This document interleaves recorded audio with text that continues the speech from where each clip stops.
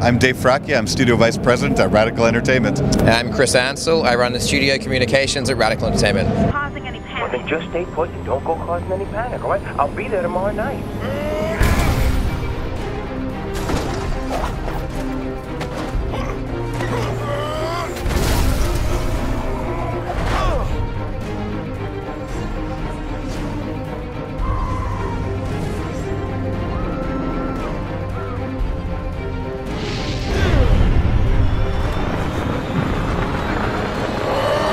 Today you are with Prototype 2, which look really good. Excellent. You know? Thank you. But first question, why you change main hero in the game? Yeah, well, the reason we did that is we thought what could be cooler for a second game than Prototype fighting a new Prototype, because it's not really supposed to happen. When two prototypes fight each other, awesome things happen. And so we thought, when you've built up Alex Mercer to be really powerful in the first game, what could be cooler than in the second game seeing if you can bring the devil down? What happens when these two guys fight? And that's what this game is all about. Oh yeah, and if you think about the Prototype franchise, it's about the virus. It's about how the virus infects and changes people. Right. So in the first one, it changed Alex Mercer. So the idea is that what would the virus do to a different person, a different prototype? And then linking Alex Mercer and Jane Teller together just seemed like a perfect idea for a game. And as like Chris said, you know, having the ultimate badass that you built up from the first game now be your opponent just feels like it'll be quite the battle. Yeah, the ultimate showdown. The ultimate showdown. In the first Prototype you feel almost like a god. You feel that you are the most dangerous person in all New York, and then not this beast or soldiers. That was you. Oh yeah, I mean, not only are you going to feel that again when Heller is fighting, for example, the military and so on, and upgrading his abilities, you've also got essentially building up to those godlike powers to fight someone with godlike power. So it becomes a battle of the titans at that point. So you really get to experience both. That's what I think makes this game even cooler.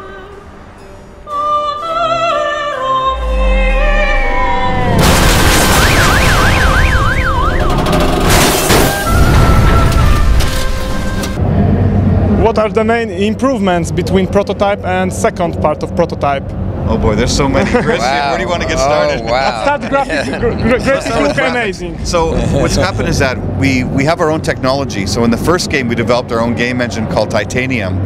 Now we're on version 2 of Titanium. And one of the things that the group did is, in the first game it was really about quantity. We wanted to have as many people and infected and so on in one area because it just made the battles that much larger. We wanted the same thing again, but this time we wanted to bring up the fidelity of New York Zero, especially because it's going to be so different in different areas. So we pulled up the fidelity, we put in more detail, and our graphics team rewrote our graphics engine to be able to do that. And we also have a new art director who, with a great group of artists, have really pushed the art boundaries. So it's looking great, and we're not even done yet. Yeah, it's really early still, and the reaction's been great. We have a new character, he has new powers. You know, we have a much better combat system, more intelligent way to do missions and side quests. So in 360 degrees, big improvements from the first game to the second game. How world react to your character, to your hero? Oh sure, we've really built up the ambient system in the game because one of the directives we had was to really breathe life into the 3 zones, but also make sure that those zones were very distinct. So it's true, in the green zone, it's a little more normal. In this one, you did see that certainly Blackwatch really have instilled fear, right? You saw that there was a zealot there that was preaching away. You see that there are people that are kind of mindlessly wandering around. They're wearing their face masks. And there's more of that to come because there are checkpoints. There are other things that are going to happen within that area. And we're really not going to say too much more than that, but certainly you've already seen there's way more ambient, way more life in the game. Yeah. And again, really comes down to our great designers and great programmers and great artists.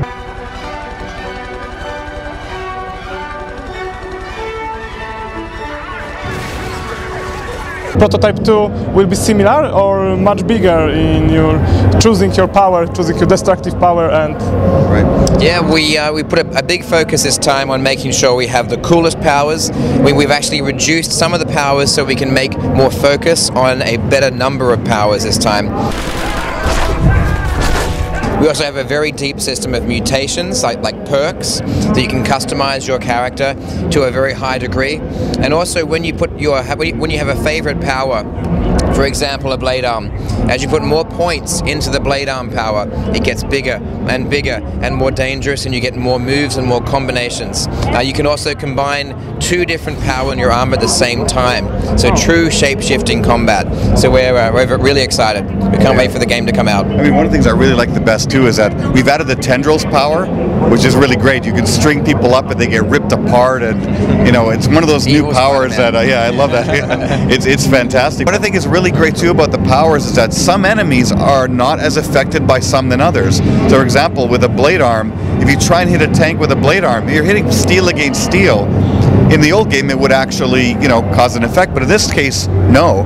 Like, you need a different ability to take out the tanks like that. And the other ones where if it's really fleshy, slicing works. So we're trying to make more strategy around combat as well. So the powers, the way they're upgraded, you're no longer just buying powers with experience. You're upgrading through your ability to use those powers and you progressing through the game. So the upgrade system itself has changed. I mean, there's so many things we could rattle off, and there's so many more things that we haven't shown that we're going to be showing every month all the way to launch. And even then, there'll still be things that people will not have seen. Alex Mercer, you killed my wife and my daughter. You turned me into this monster. Now you spread the virus, and you send your pets to kill me?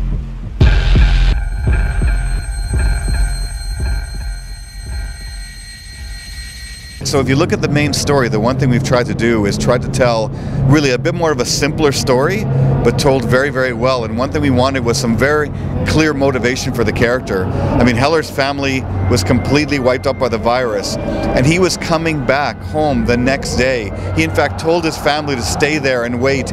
He would be home. So imagine for yourself, if your family was wiped out by someone or something, and you know who is responsible, what would you do? So for him, it's so clear. His motivation is to get rid of the virus or die trying. So the fact that he becomes viral because of what Mercer does complicates things even more. And the web of intrigue really serves, now it's more than just giving you more information around the story and what's happening.